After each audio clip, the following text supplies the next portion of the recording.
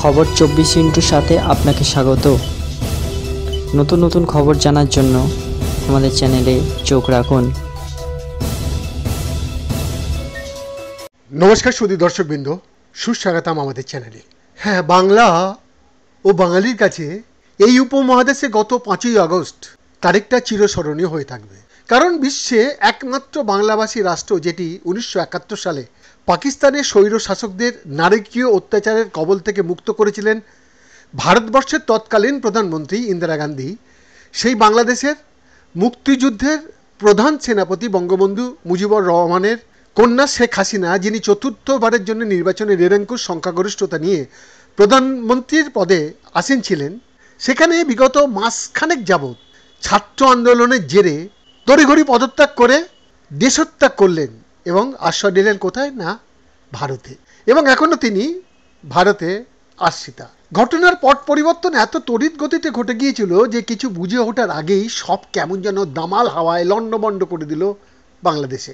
আজ 12ই আগস্ট, প্রায় 7 দিন অতিক্রান্ত। এরই মাঝে প্রাণ ভয়ে পালিয়ে আসা পদত্যাগী প্রধানমন্ত্রী শেখ হাসিনা প্রথম সর্বসমক্ষে ভারতে গতকালই সাংবাদিক সম্মেলনে জানিয়েছেন, বাংলাদেশের ছাত্রদের তাণ্ডব সাথে উগ্র মৌলবাদী শক্তির বিচ্ছুরণের জন্য বিশ্বের 1 নম্বর শক্তিধর দেশ আমেরিকার কারসাজি। কারণ আমেরিকা দক্ষিণ পূর্ব এশিয়ার জলপথের এক গুরুত্বপূর্ণ দ্বীপ সেন্ট মার্টিনের কবজা চেয়েছিল, যেটি কিনা বাংলাদেশের মধ্যেই পড়ে।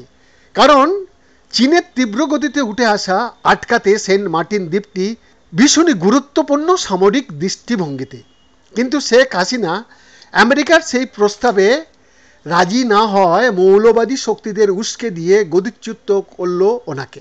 এই বিষয়ে আমাদের অনুসন্ধানে যেগুলো উঠে আসছে, এক, চতুর্থবারের জন্য প্রধানমন্ত্রী পদে অভিষিক্ত হওয়ার পর প্রথম বিদেশ সফরে উনি ভারতে আসেন, চুক্তি স্বাক্ষরিত হয়, বিভিন্ন গুরুত্বপূর্ণ বিষয়ে বিশেষ করে তিস্তা নদীর সংস্কার ও উন্নয়নের ভার দেয়া ভারতকে, তৎসহ বাংলাদেশের ভূখণ্ডে ভারতকে রেল পরিষেবার জন্য জমি দেওয়া হয়, যার ফলে দুদেশের মধ্যে বাণিজ্যিক সুবিধে আরও দৃঢ় হতে পারে। এরপর উনি যান চীনে, সেখানে গিয়ে উনি ভীষণভাবে আশাহত হয়ে সফর কাটছাট করে একদিন আগেই বাংলাদেশে ফিরে আসেন। ঠিক এরপর থেকে শুরু হয়ে যায় এই উপমহাদেশে অন্য এক খেলা।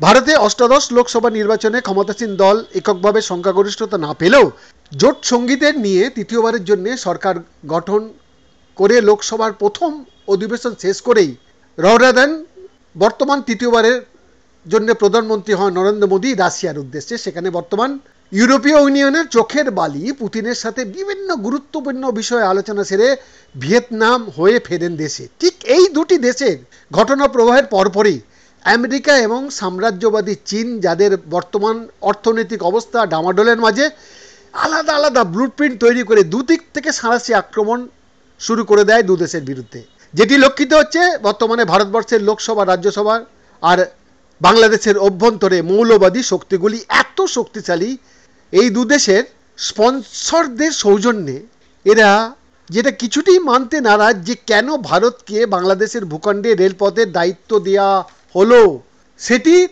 সাথে স্পর্শকাতর কোটা, মানে সরকারি চাকরিতে মুক্তিযোদ্ধা পরিবারের সদস্যদের যে কোটা হাসিনা সরকার লাগু করেছিলেন, সেটি যেমন স্পর্শকাতর, তেমনই বেকার যুবক যুবতীদের অসহায়তাটাকেও কাজে লাগিয়ে যে নারকীয় পরিবেশ তৈরি করা হলো, পরিণাম সরকারি সম্পত্তি নষ্ট, দেশের অর্থনীতি তলানিতে, সাথে অবশ্যই বাংলাভাষী সংখ্যালঘু হিন্দুদের ওপর অত্যাচার। সত্যিই ভাষা নেই প্রতিবাদের।